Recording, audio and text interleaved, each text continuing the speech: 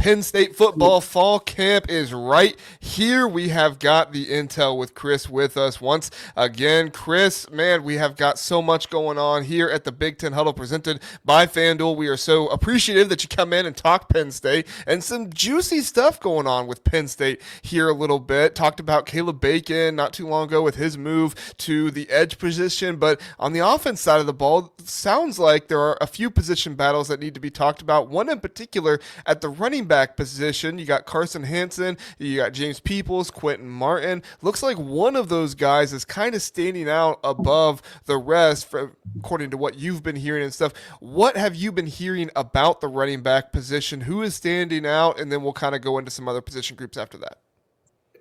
Well, Quentin Martin is the running back that's standing out the most.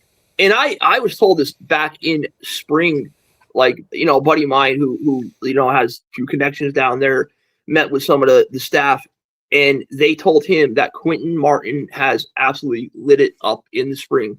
He's on point. Like, he put good weight on they want him to put on, and he's really been showing out. And they had it was just the other day, I don't know, it was yesterday or day before.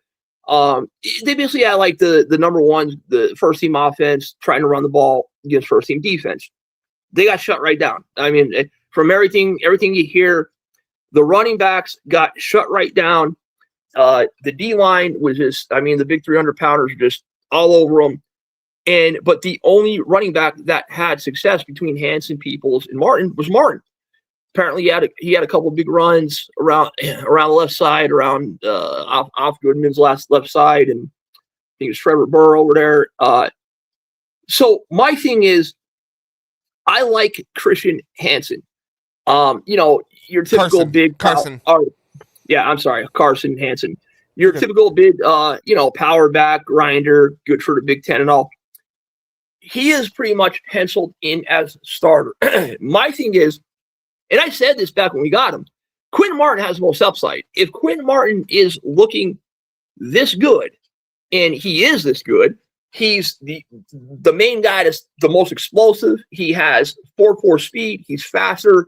He's just all around better receiver. Why is he not fighting for the starting position? Why is it Carson Hansen as the main starter? Like, that's pretty much penciled in. A lot of these other position groups are up for grabs, and there's some position battles going on. Why is it not open? You know what I mean? Like I know Carson Hansen's returning starter, had a good year last year and all that, but play the best players. Because here's the thing, you don't know how that carry load is going to be split up.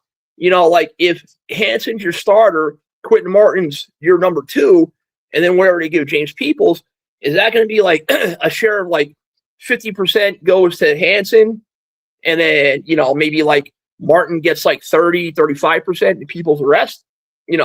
I just, and again, I like Carson Hansen.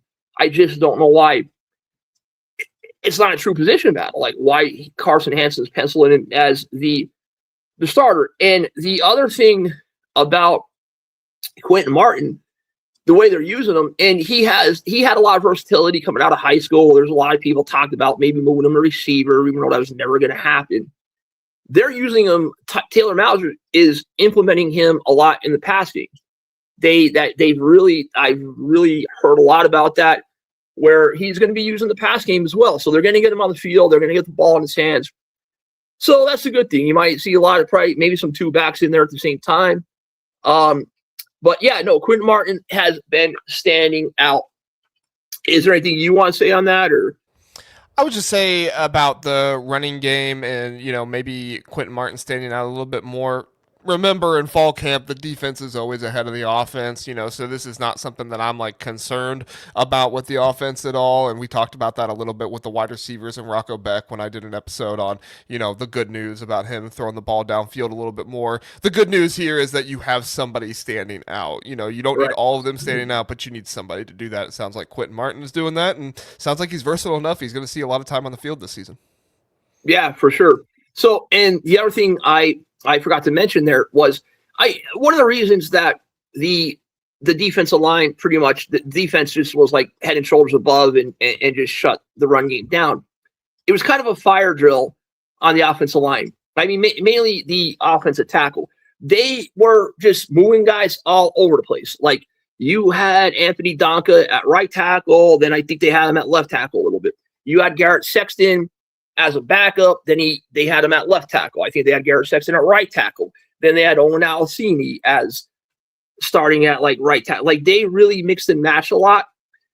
I get that, you're trying to cross-train and get your best 5 out there, see where they, best fit and all that, or if need be, if they need to move from position. But like, only 2 weeks ago, or about 3 weeks ago before the start of the season, I mean, I think they should have done that a little more, and I'm sure they did in spring and summertime. I think their best 5 should be, whoever it is, preset in stone, and just get that starting 5 out there playing together as much as you can, because common sense, as we all know, it's offensive line cohesion, playing together, communicating is very important. The other thing I'll say about the offensive line, and I've heard this all over. Landon Tangwell did a video about this, stressed this a lot. He said Garrett Sexton, that it is not just talk. What like you hear, like, oh, there's a position battle, but you just kind of know there's only one guy is obviously going to get it. That's not what this is. Garrett Sexton has been lighting it up, and it is a true position battle, supposedly, with Malachi Goodman at left tackle. That is, Malachi Goodman is not set in stone to be the starter at left tackle. I think in the end, he ultimately will be, but Garrett Sexton has really come along and has really been playing well. He gained about 20 pounds, they said, since the spring. So that's the other thing I wanted to touch on with the offensive line. Go on. You know what I'm going to do? I'm just going to name the players, and then I'll just go on to like a couple different storylines of what's going on. I'm just going to name the players. I just wrote down a list of players on offense, players on defense that have really looked the best in camp. So on offense, Rocco Beck, Alex Mansky, Quentin Martin, Andrew Rapulé, Garrett Sexton, Brett Eskelson, Zay Robinson, Kobe Howard, Marion Jackson, and Keith Jones Jr., their other receiver from Grambling State. I put him in. I don't know how good he's looked consistently, but I know he had a pretty good day the other day in practice, catching the ball, and some of his one-on-one reps look pretty good. So with quarterback, I'll go to. So Alex Mansky, and this is no surprise to me, he is looking great. He had some of the best passes of the camp. There was apparently a pass he made, I think it was to Marion Jackson, where he had Akina Izuka in his face, and, it's just supposed to be thud, but I guess Akina Izuka laid the wood a little bit, and he got rid of the ball. They always say thud, Chris. They're not thudding all that much. It's probably they're probably just dying to hit somebody. But he just, it was one of the best passes of the camp, pass and catch of Marion Jackson. He is fully back. So many like fans you read on the message board are so concerned about the quarterback. What are you gonna do about Mansky? You're gonna have to go to the port. I'm like, I wasn't worried at all. I was told 3 months ago he had a health issue. It wasn't an injury issue, it's a health issue. I was told in the springtime that he is fully cleared, green lit, ready to go. And the guy's a stud. Like, he's 6'3", a good comparison in a way, just body type, arm strength, running ability, is Will Levis. He's big, strong, built like Will Levis, 6'3", probably like 230. Good runner. He's really good, hard, physical runner, and just has a cannon for an arm. But he's good at reading defenses. He's been accurate. Like, he's been on the money. He has looked really good. But, do not overlook Rocco Beck. Rocco Beck is still your starter, and Rocco Beck has really been lighting it up. I guess, like, we can't start off a little slow. He didn't do much in the spring because he was still coming back from an injury. Rocco Beck has been on fire. And the other thing I will mention is they are going to run Rocco Beck a lot this year. This has been mentioned quite a bit. Mauser's mentioned it.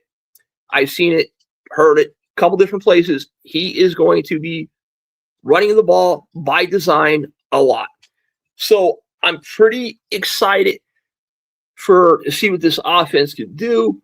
I'll go to really quick. I'll go to tight end. Really not much on Ben Brahmer. Nothing good or bad, just like status quo, which is good. Andrew Rapulé is fully back. Andrew Rapulé has been one of the best guys in camp. He has been lighting it up. Very physical. He's another guy that I know he caught a pass the other day, and I guess I forget who it was. Someone was coming up, and he just laid the wood and trucked the guy right over. And he's a real deal. You know, coming out of high school, they called him Baby Gronk for a reason. Wide receiver, everybody's favorite position to talk about. Penn State. Two receivers that have been apparently the most consistent has been Brett Eskilson and Amarian Jackson. Amarian Jackson is the real deal from all accounts. We've heard that for a while. He's been backing it up. Amarian Jackson isn't flashy. He's not, like he's a pretty good athlete, but he's not a freak athlete. I don't think he's a guy who's going to go out and make, like Jeremiah Smith type plays, jumping above people, making the circus one-handed catches. He's just super, super consistent. He's a very good route runner, in the right place at the right time, and just always doing the right thing. 6'2", 200, 205, probably runs in 4'4", 4'5 range. And just he's just been super consistent. Brett Eskilson is their burner. Like, that's one of the first things I saw about him when we got Campbell and he was coming over. He's a 10-5 guy in the 100. He was their deep threat last year, and he's been lighting it up. He beat Jameer Joseph a few times right off the line. He beat a couple other corners in practice the other day. He's been super consistent. And, people are a lot like lukewarm on Brett Eskilson, and he has all the ability. I mean, the guy's I think he's 6'1". He's, big guy, 190, got to be probably close to 200 himself. And the guy could fly, I don't know why. He has all the ability. He's not just a track guy playing football. Is he the best route runner? Could he be a little more polished? Sure. But the guy's got talent. The other receivers, as far as the receivers overall combined, the board was a little up and down. One of the biggest issues with Chase Sowell last year was drops. He just too many drop passes. That's happened again already. He's already had 2-3 drops in practice, apparently. So one day this week, they did not look that good. Receivers a little inconsistent.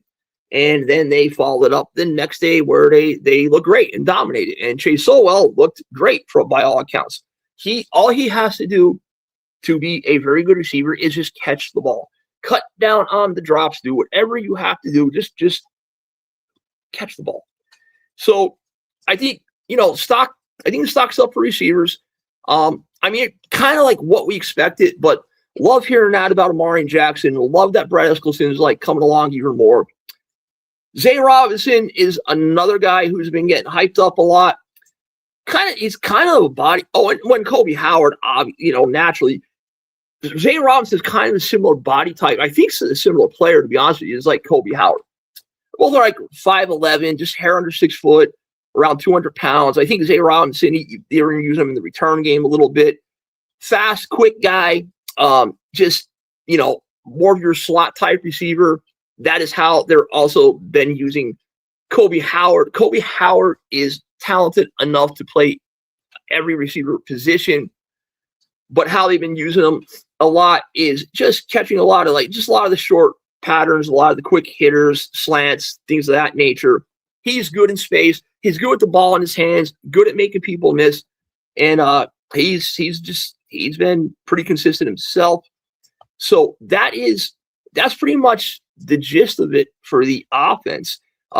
Is there anything you'd like to say? Let me ask you this really fast. So I've been thinking this for a while, and you talking about how Rocco Beck is a little bit more on fire and how there are some receivers standing out. Rocco Beck on FanDuel right now is sitting at plus 5,500 in the odds to win the Heisman. I'm not saying that Rocco Beck is a Heisman, contender or anything like that right now, but I do question some of the names he's behind here. We're looking at Keelan Russell, Lenoris Sellers, Bryce Underwood, Faison Brandon. I mean, these are guys with really high upside, but I, I'm not saying Rocco Right. Beck should be top 5 to win the Heisman in odds or anything like that. But if these receivers are good enough, I do think that you are going to see more talk for the Heisman Trophy for Rocco Beck than a lot of people are thinking about going into the season, especially if, they end up being 10-2, 11-1, right? Yeah. And not just with his arm, but like with his legs. I know I don't know how much he's going to run, but you just keep hearing they're going to use him in the running game. He's really going to be running the ball a lot. So, that's just another dimension. And the thing is, in 2023, 2024, I think a lot of people just are judging Rocco Beck too much off of last season, 25. He had 2 injured shoulders. Mm-hmm. He had like a sprained MCL in one, a torn labrum in the other. He played through the injury the whole season, and he lost his 2 best receivers. But, he's fully back. He knows he had a down year. He wants to have a better year. When they had Jalen Nolan and Jaden Higgins, 23 and 24, he went over 3,000 yards both years. I think one year he only had like 3,400, 3,500 yards. The kid could play, he's a good quarterback. And I do think he's getting overlooked. It's kind of like, I'm not saying they're saying comparing them at all. I think it's like kind of like Sean Clifford in a way where the guy's just been around so long. He's just like, yeah, he's there. He is what he is. Like Rocco Beck is due to break out and get back to his old form.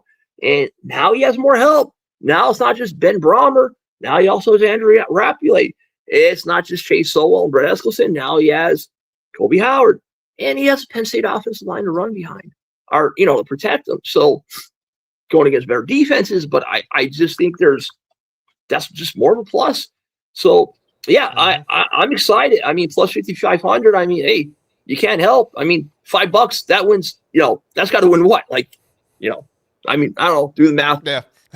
I'm not great with the math on betting, but it's going to win you more than some other. If it's plus 5,500, it is a big hit. So basically, what that would be, well, I could do it. Plus 5,500 means if you bet $100 and it hits, you win 5,500. So I said what? I said put 5 to whatever it is, But anyways, you get the gist. So it's exciting to see how it all comes together. I mean, the keys obviously always starts up front, offensive line.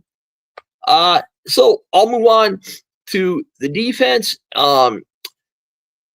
Defensive players that have been standing out. Akina Izuka, Sayal Tupaki, they're 1D tackle from UCLA.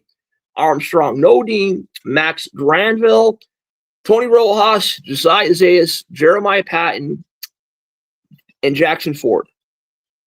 So Akina Izuka, they have been talking about this guy nonstop. He didn't put up big numbers at Iowa State because he was used, they ran a 3-3 type of, it was like a 3-3-5 defense. So he wasn't lined up as a true edge rusher in a 4-2, 4-3 type defense alignment.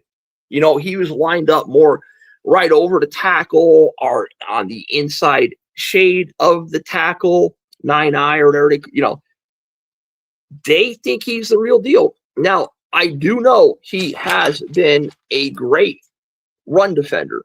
Like that is what they're built for, to stop the run. The question is how much now that he's going to be going off the edge and have room to operate, how much can he be a good pass rusher? He's got some pop to him. He moves pretty well for a big guy. He's not super explosive or super twitchy, but he moves pretty well. So they're really hyping him up. Max Granville should be your pass rush specialist. You keep hearing a lot of good things about him. I don't know if you ever watched his film in high school. I mean, that guy, when you talk about explosion and I don't care. I don't care if they're small, speedy guys at the end. I don't care if you're a little bit bigger. One thing I know watching defensive ends, so much film on them, you have to have somewhat of a quick burst. You have to have that quick first 2-3 steps, that quick get off. You got to be twitched up a little. You got to have you just have to have that somewhat. He has that at an elite level. He has that in spades. He's bulked up to 250 now. He might even be a little bigger than 250. And, the thing with so much you hear about him, I think it's more of just how he looks physically and how ready he looks. I don't hear, like, you hear him that he done some nice things and some one-on-one reps. I don't know how much that the defensive ends are just lined up going one-on-one versus the tackles and just an all-out pass rush situation. But for whatever it's worth, he has been coming along. Von Camacho, status quo. He gives you a little of everything. Solid against the run, physical player. Here's a surprise thing that I didn't expect. When we got all those big 320, 330-pound defensive tackle transfers, the guys from the two UCLA guys, Kano Williams and this Sayal Tupaki. Kano Williams was supposed to be the guy. He was supposed to be the best guy. He was supposed to be more than that just big 320-pound, just big guy in the middle that takes up space, eats up double teams. He's supposed to be the guy that has some agility, mobility, that could get in the backfield, chase down the running back a little bit, get to the quarterback a little bit. That is now, in Sayal Tupaki, is supposed to be the big run stuff, just the big guy in the middle that doesn't do much. Well, it's the opposite. This Sayal Tupaki has been looking the best. I haven't heard a lot about Kano Williams. I really don't. There hasn't been much on him. But this Sayal Tupaki has really been, supposedly, surprisingly, probably their best defensive tackle in camp so far. Well, that's the toss between him and Armstrong Nadim. Armstrong Nadim's been lighting it up. That guy's just, he's as strong as an ox. Wish he's a little, an inch or two taller, maybe a little more length on his arms. But he had a sack. It was reported that he had a sack or would have been a sack. And he got in the backfield a couple times for a couple run stops. The guy's explosive. For a big guy, for a 300 and whatever he is, 20-pound guy now, he's explosive. He could move. He could move.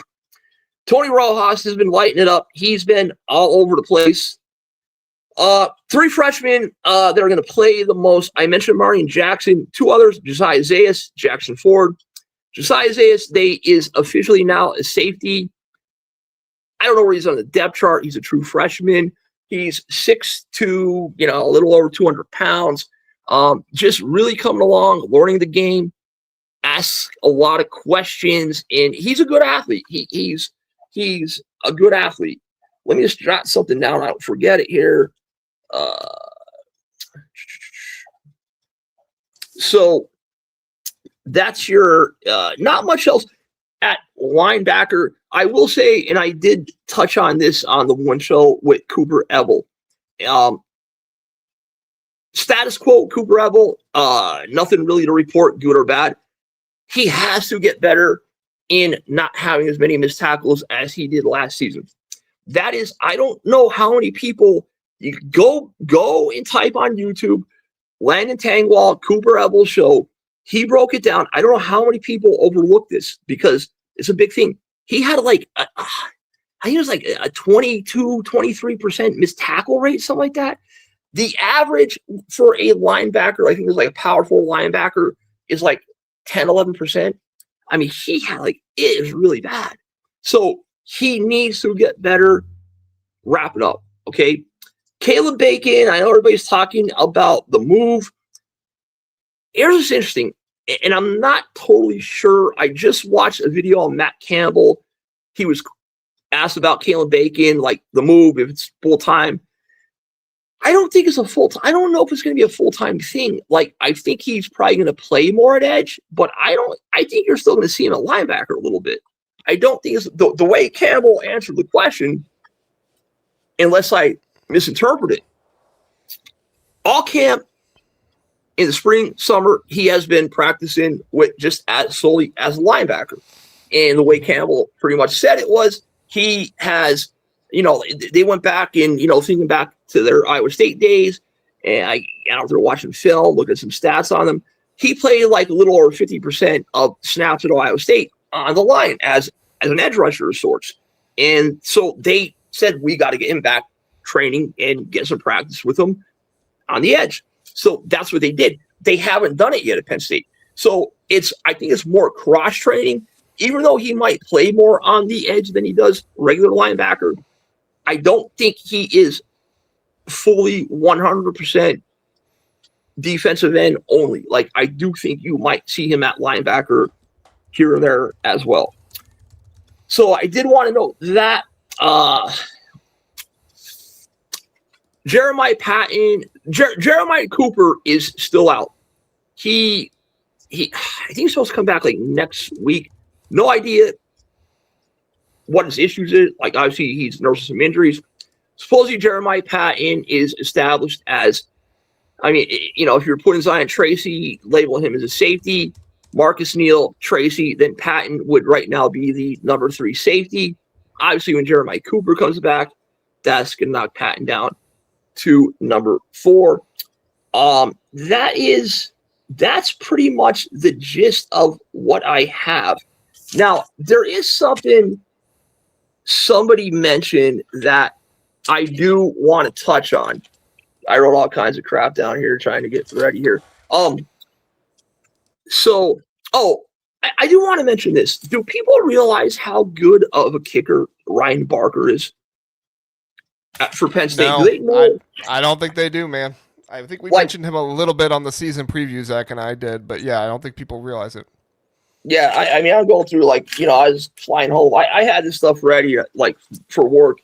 I always say his name wrong. I half the time I don't remember if it's Barker Baker, but it's Barker. So last year, this guy, now he doesn't have a huge leg. He's not going to be really out there making field goals beyond 50 yards.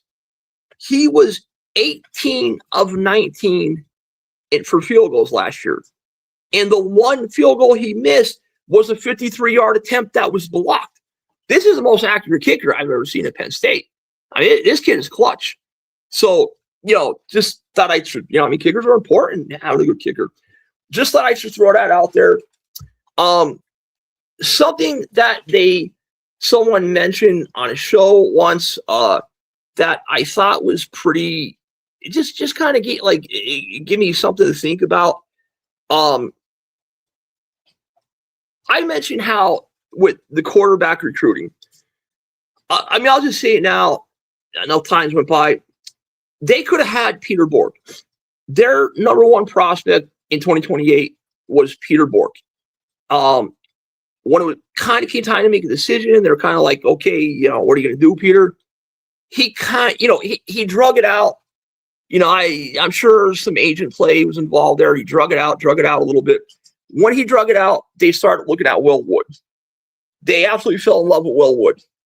Peter Bork actually tried to commit to Penn State.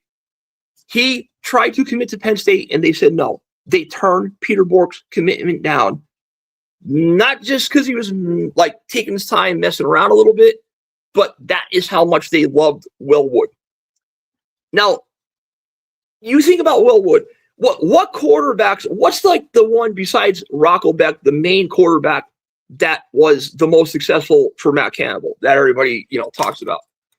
You know what that is, right? Brock Purdy. Yeah, Purdy. That's right. So now you think of the type of quarterback Brock Purdy is. What is he? 6'1", 6'2". He's not a guy he's not the biggest guy, not the biggest arm, but he's tough. He's a scrapper, smart player. That's Will Wood. That is.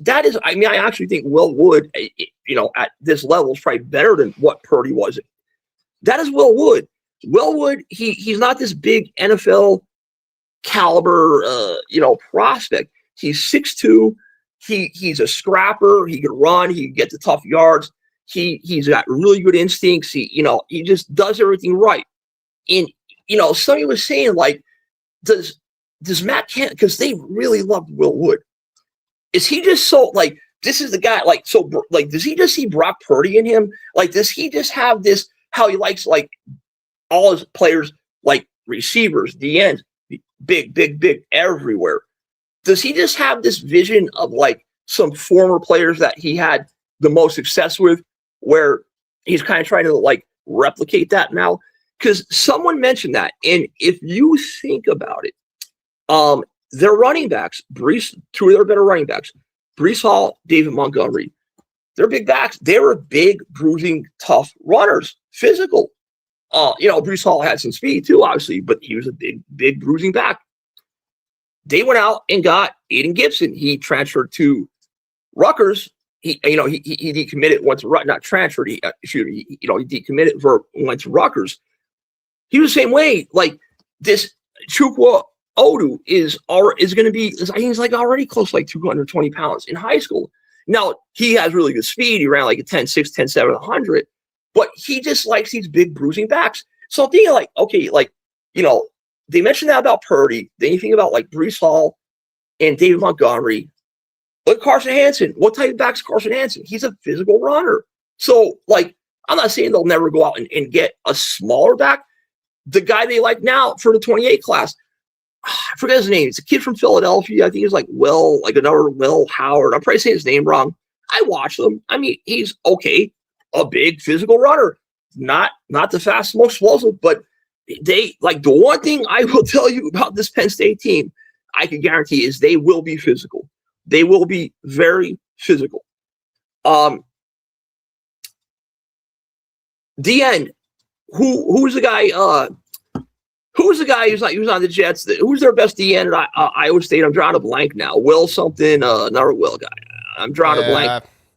But anyways, I can't tell you. I'm just saying there's a trend there. Will McDonald, there's a trend there. And I just wonder if Campbell just has somewhat of this replica, especially with love, like I said, loving Will Wood so much, like he did, like just a lot of similarities with Brock Purdy, that this is what he wants.